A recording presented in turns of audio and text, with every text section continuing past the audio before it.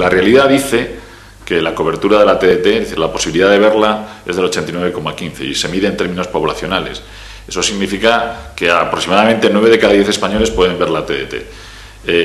Hay 1 de cada 10 españoles que no la ve y eso supone casi 5 millones de personas y no podemos evitar que muchos de esos 5 millones de personas se sientan especialmente agraviados y por lo tanto se hagan oír. El proceso de cobertura es un proceso progresivo también, que tiene que llevar al final, al 3 de abril del 2010, con una cobertura que yo calificaría de magnífica, con un 96% de cobertura para las privadas en TDT, muy superior a la cobertura que las privadas actuales tienen en analógico, muy superior.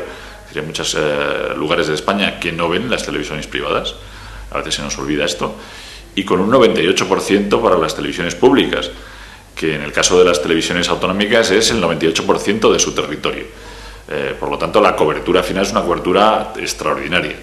Si a esto le añades que a ese compromiso de los operadores se le van a unir iniciativas que ya están en marcha para alcanzar cobertura prácticamente universal con iniciativas públicas, pues es bien cierto que, puesto que estamos en un proceso de transición, en el proceso de transición hay gente que aún no tiene la cobertura, pero que al final de la transición la tendrá. Pero no todo el mundo tiene claro el proceso de antenización. Y por lo tanto, esa es la cuestión en la que en estos momentos somos más activos, más críticos, y en ese sentido, además de preocuparnos porque el trabajo se haga, nos preocupa que lo hagan personas especializadas. El Ministerio de Industria, Turismo y Comercio tiene un registro de instaladores autorizados, homologados, más de 1.200, 1.300 instaladores, y son ese tipo de instaladores los que lo tienen que hacer. La ley establece además que ese tipo de instalaciones, junto con la factura, deben de llevar un boletín de instalación que describe claramente las actuaciones que se han hecho en el sistema de recepción. Por lo tanto, este asunto es como, si se me permite la parodia, lo de comprar zapatos baratos o comprar zapatos de un poco más precio. Casi todo el mundo sabe lo que ocurre cuando compramos zapatos baratos. Bueno, el concepto de lo atractivos de los canales es un elemento opinable y por razones lógicas y además de respeto a mis asociados, yo ni puedo ni debo hacer alusión a ello. Pero en cualquier caso, es una decisión de los propios operadores. Los operadores tienen 2, 3 canales, después del apagado tendrán 4, y son ellos los que, de acuerdo con sus propios modelos de negocio, van a decidir qué parte de su múltiple dedican a generalista, qué parte de su múltiple dedican a canales temáticos o segmentados por audiencias, y qué tipo de contenidos, de acuerdo con sus planes de negocio, incorporan a cada uno de ellos. Parece que hay una cierta lógica empresarial, al menos, en que el esfuerzo inversor de los contenidos se acompase al ritmo de incremento de las audiencias. Cualquier otra cosa sería un pequeño suicidio.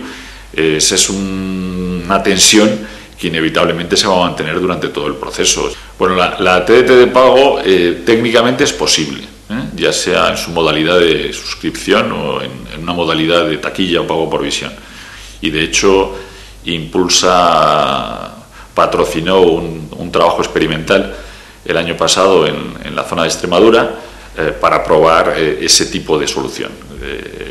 Con ese proyecto piloto quedó puesto más de manifiesto, bastante de manifiesto, que ese tipo de solución es posible. Los distintos asociados de Impulsa tienen posiciones distintas en cuanto a qué tipo de modelo de pago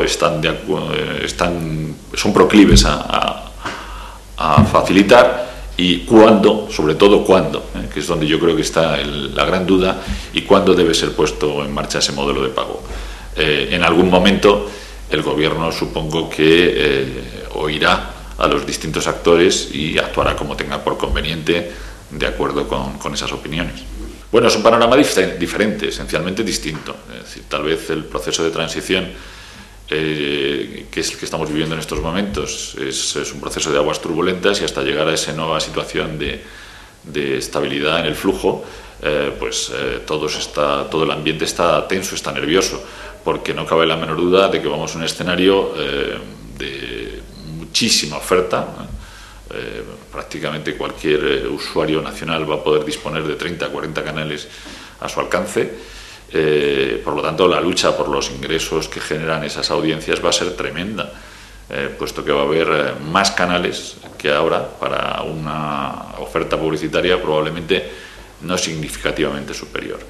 El proceso de transición tal vez ha estado más orientado a solucionar los aspectos del tránsito que a evaluar cómo será el escenario posterior, y yo creo que ya hay voces bastante más legitimadas que la mía que se han manifestado en el sentido de que es necesario cuanto antes aclarar cómo se va a definir ese escenario posterior al apagado, ¿no?